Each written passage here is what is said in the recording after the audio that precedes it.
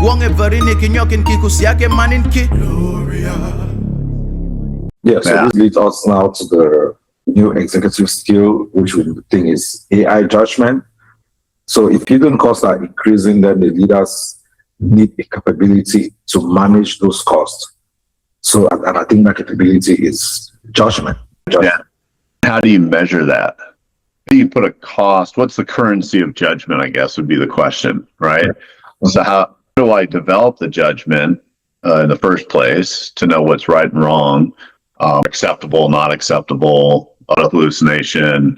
How do I go through? That's almost part of the governance process that I think you would need as part of an AI implementation. I think it's a really interesting point of the system. I'll take it a step further. So the system's generating an answer. So AI gives me an answer. AI gives me a recommendation.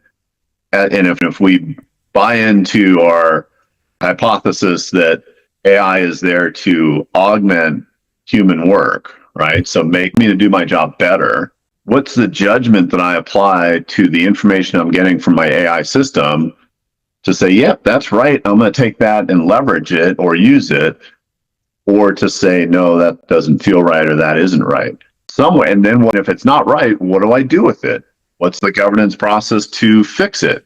Probably the same thing for if it's right, what's the governance process to reinforce that that was the right answer so that the system can continue to do that? Those are all things that we just haven't had to deal with in the past, this scale, right? So I'm like, knowing when to trust AI, when to challenge it, when to verify, and when to ignore. So I think these 4 steps are very powerful. Going back to our previous episode on AI literacy, which will help leaders understand the technology, and AI judgment will actually help them to make better decisions. The literacy part of it will explain the tool, and the AI judgment will govern the decisions. And so I think it's an important part. I think make me think it's an important part of the literacy program of the training. Do you trust AI? We're talking about how do I know if the answer I'm getting or the information I'm getting, how do I know if that's wrong or right or wrong? When do I trust? When do I challenge AI? So when maybe the answer I'm getting is mostly correct, but feels like it's a little bit off. And so how can I re-prompt it, so to speak? How can I say, well, this, but use this one part? How do I know that I can verify it so I can, that the answer is correct? That's important feedback to have as well. And when do I just ignore it?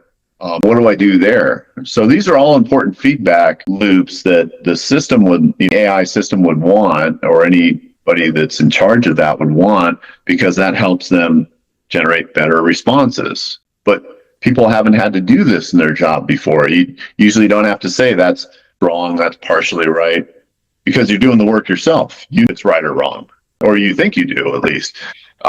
So if it's wrong, you keep working on it. If the numbers don't work out in your financial ledger, you keep working on it to figure out, well, what don't things match up? Why isn't this working? If it's right, then you take it and you use it. So this is, I think, a new for us of taking AI generated responses and then knowing if they're right or wrong or partially correct, and then not only using that to help me do my work, but also providing feedback to say that was right or partially.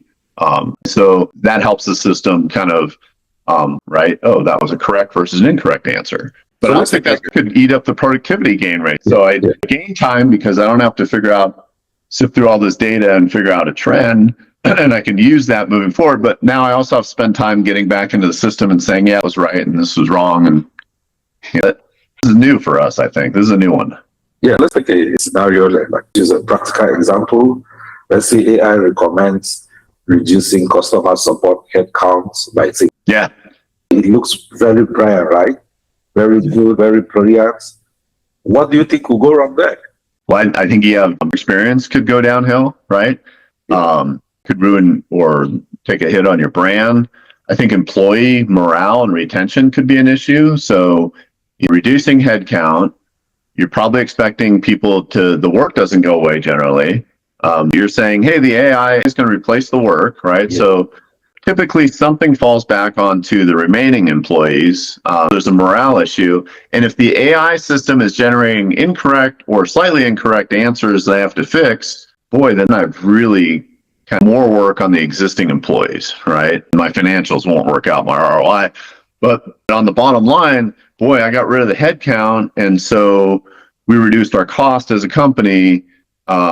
Look brilliant, right? As a CFO or a finance organization. Meanwhile, inside, you tell that there's a degradation of service. They're not as happy as they used to be. Employee morale is going down. And if you don't fix those kind of things, because they don't hurt you right away, these are things that show up 6-12 months later. Good employees are always the first to leave. So they'll start leaving because they'll say, this is crazy. I'm going to go find a place to be. Clients will not retain, don't want to do any more business with you. But again, these don't show up right away. The headcount saving shows up right away, right? So I think you have to look at these things. And again, this gets back to the balanced scorecard topic of earlier, really understanding the different KPIs that you're looking at to understand short and long term, what are the impacts that you're having on the company. And you forgot to mention the brand reputation and the emphasis on the long-term value of the company as well. Biggest, I've seen some companies to $10 billion companies where, and I think it gets uses more in the larger companies because they have so many clients and customers out there, whether they're retail or B2B. But they word of mouth is the biggest thing that kills them. It's the biggest thing that can help them out, and it's the biggest thing that kills them. So if I'm a CIO and I talk to other CIOs about a vendor out there, and everybody's telling me, yeah, that vendor's really that good, but we're not real happy with them, I'm not going to be really inclined to use them. But if I hear from everybody that, oh, that vendor, we love their service, we love everything they do about, help us, well, then, I'm going to work with them. And so I think, work based on experiences that people are having, that marketing, whether it's good or bad, can really push an organization forward or backwards. And that's all your brand reputation. And not so much like the formal brand reputation. I think this is more the informal one. When communities together, whether they be CFOs or CIOs or CEOs, right? Yeah. So this means the best AI recommendation is not always the best business decision. Yeah. I mean, the context of what it is you're trying to do as a business and how does AI help you do that?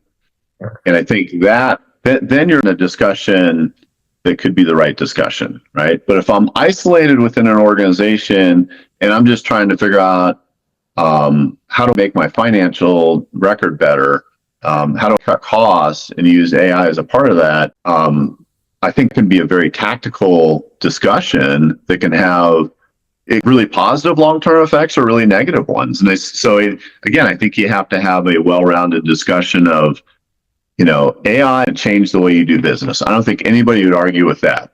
The question is, it change it in a positive or a negative way, right?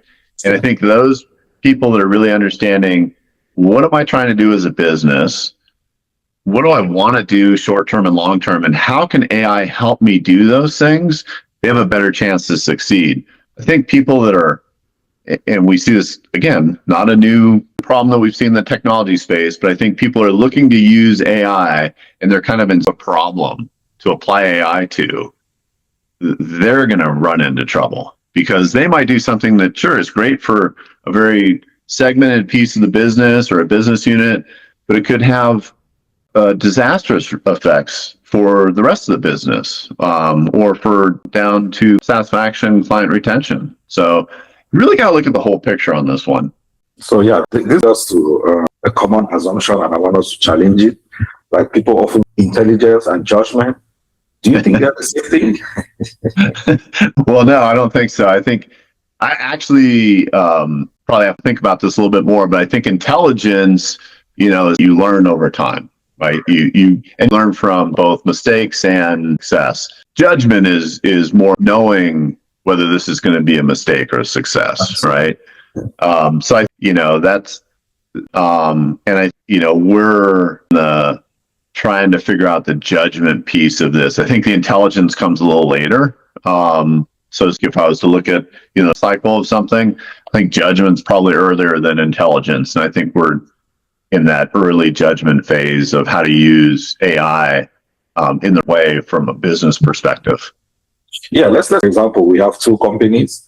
They have the same AI tool, have the same access, but they come up with different leadership decisions and different outcomes. Why do you think it's so? Well, I think you would look at it and say, well, AI wasn't the differentiator, right? The judgment or the state of the business. It's been, same AI tools in the same way, but their businesses were run completely different. Or how the AI was used by the employees, what the impact was to the client, those were probably different in that, I would imagine.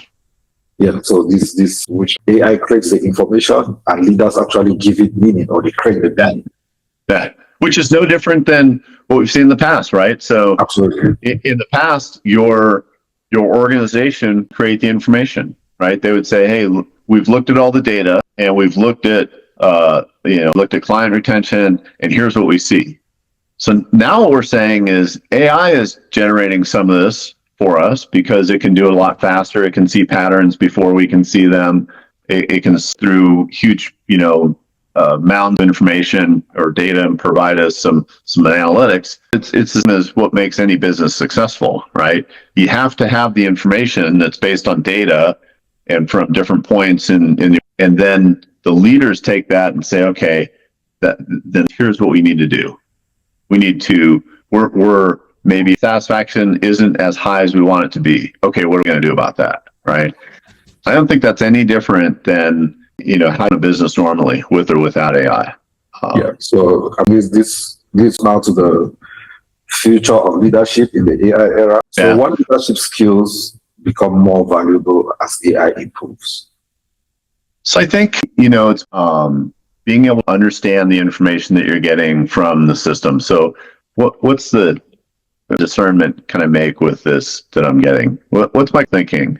Am I asking curious questions about the data or the information that I'm being given? So if AI system is me, there's a trend or some kind of analysis that I hadn't seen before, maybe I want to ask some questions about that. So how do I ask those questions back to the system? I have to figure out how to generate the right prompts. So asking questions becomes really, really important. Just basically in AI speak, that's a prompt, right? You're asking a question.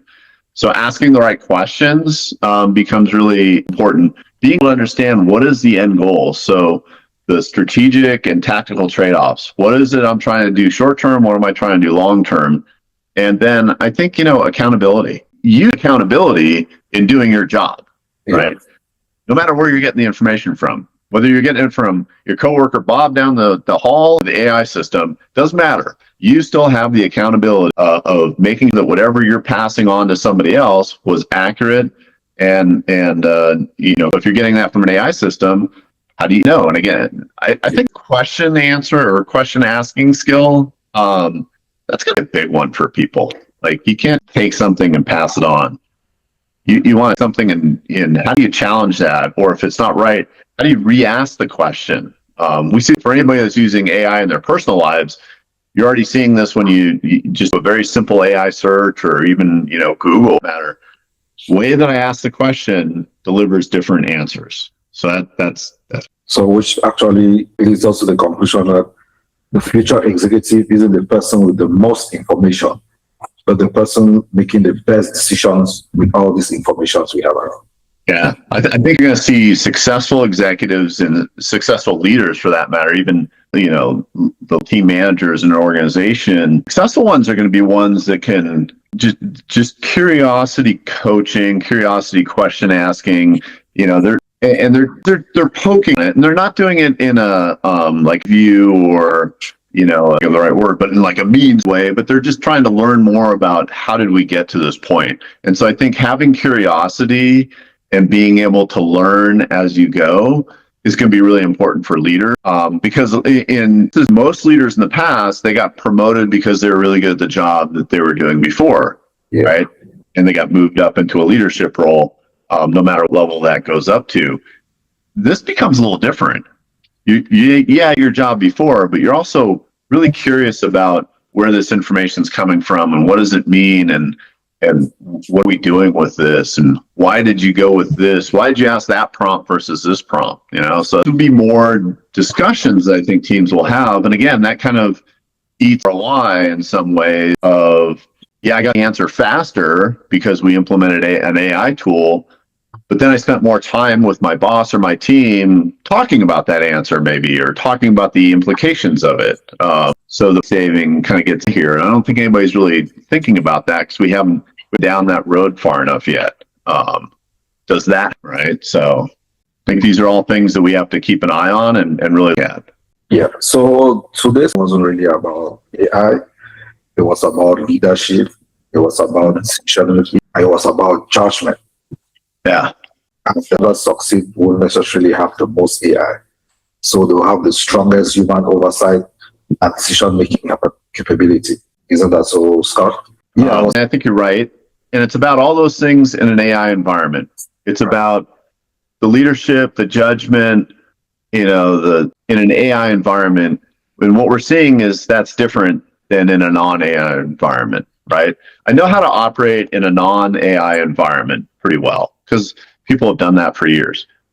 Now, as I get into more of an AI-driven environment or an AI-enabled environment or whatever it might be within your organization, the role of the leader is changing to make that the data, information that's being presented or used, how to know that was accurate or answering the right question. Maybe it was answering a question that was similar or sounded the same or seemed like it was the same. So I think there's a new skill set that we're still trying to understand from a leadership standpoint when we think about an AI-enabled organization. And I think this is something that we're going through a learning process as leaders in this one. And I think we're going to see it in our teams. But as leaders, I think, that back to having the literacy of what's possible, what's not possible, what should I be able to expect, and what should I expect in our organization. So not in general, but really specific to the organization that I'm part of as a leader, because that organization could be very technology advanced or very much a laggard in technology. And so those are going to be two different expectations that I'm going to have based on either one of those. But I think being able to really, question about the things that are coming forward and looking at that strategic impact down the road of, the AI in the organization and the company can be very important. So we can conclude that organizations that succeed won't necessarily have the most AI, but they'll have the strongest human oversight and decision-making capability. Yeah. And so it's not going to be the most AI wins here. I think it's going to be the best uses of AI to further your strategic or competitive advantage with your clients and with as well. So it's really going to be, how am I using it and how am I using it to further my business?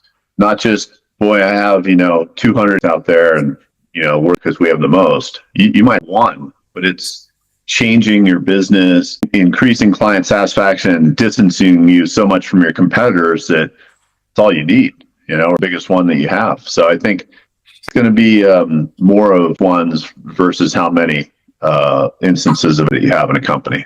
So if your organization is evaluating AI readiness, governance, leadership alignment, executive decision making, or responsible AI scaling, we are helping leadership teams build practical frameworks that reduce risk while accelerating meaningful AI adoption. Yeah, and we figured it out so far. Like we missed, times, but successful AI transformation. It's not just about deploying the technology. This is different than what we've seen in the past with different computing inflection points. Great transition we've seen in the organ. It's really going to be about making sure that the leaders are capable of making the right decisions once the technology arrives, and really using the right instances of AI to solve business problems. And if you're doing that, I think you're going to be going down the right road based on what we've seen, not only with AI so far, but with other technology implementations. If you're just using AI in search of a problem, I think you're going to struggle. So that's what we've seen so far with other clients. And Thank you very much for joining me on this other episode. Great discussion. Love it. Wong every nicky nyokin ki kusiake manin ki Gloria